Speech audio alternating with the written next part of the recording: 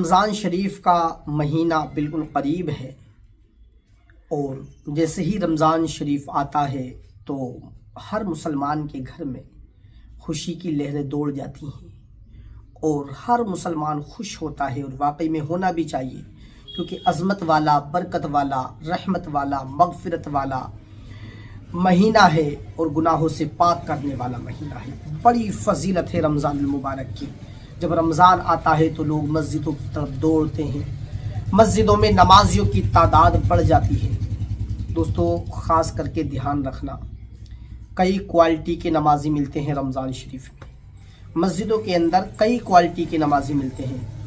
ایک تو وہ نمازی ہیں جو صرف اور صرف اللہ کی رضا کے لیے جاتے ہیں نماز پڑھنے کے لیے، اور وہ یہ چاہتے ہیں کہ اللہ تو ہم سے راضی ہو جا، اس پاک مہینے کی برکت سے ہمارے گناہوں کو معاف فرما دے۔ ایک نمازی۔ نمبر دو، ایک وہ نمازی ہیں جو کیا صرف دکھاوے کے لیے جا رہے ہیں۔ وہ یہ سوچ کے جاتے ہیں کہ یار رمضان میں بھی اگر نماز نہیں پڑھی تو لوگ یہ کہیں گے کہ یار رمضان میں تو کم از کم نماز پڑھی لیتا، یہ سوچ کے بھی نماز پڑھنے جاتے ہیں۔ ایک وہ نمازی ہوتے ہیں جو صرف اور صرف دنگا کرنے جاتے ہیں مسجد میں۔ ان کا کام ہے لاتے چلانا، گھونسے چلانا، لوگوں کو جو ہے ڈسٹرب کرنا۔ مسجدوں کے پنکھے چلا دیتے ہیں بعض شیطانیت میں۔ کچھ لوگ ایسے ہوتے ہیں جو صرف اور صرف جو ہے یعنی کہ وہ دنگا کرنے ہی جاتے ہیں اور مزے لینے کے لیے جاتے ہیں۔ ٹھیک ہے، تو یہ تین کوالٹی کے نمازی ملتے ہیں۔ تو یاد رکھیے گا، جو سب سے پہلی والے گروہ ہے جو صرف اور صرف اللہ رب العزت کی رضا کے لیے جا رہے ہیں، وہ قابل مبارکباد ہیں، اور وہ عزت مآب اور عزت کے لائق ہیں، اور عزت ان کو ملے گی انشاءاللہ، اور اللہ تعالیٰ کے پاس ان کے لیے بڑا ثواب اور اجر موجود ہے۔ جو دوسری کوالٹی کے نمازی ہیں جو صرف دکھاوے کے لیے جا رہے ہیں، ان کی نمازوں کو ان کے منہ پہ مار دیا جائے گا۔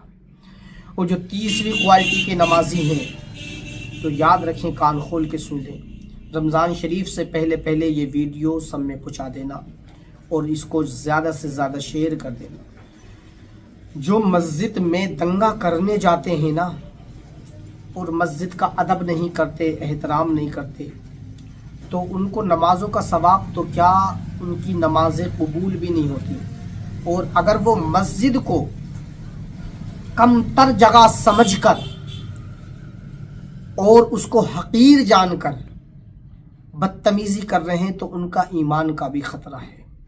دوستو مسجد کوئی کھیل اور کود کی جگہ تو نہیں ہے، مسجد کوئی ہنسی اور مذاق کی جگہ تو نہیں ہے، مسجد کوئی تماشا گاہ تو نہیں ہے، مسجد کوئی چوپال تو نہیں ہے۔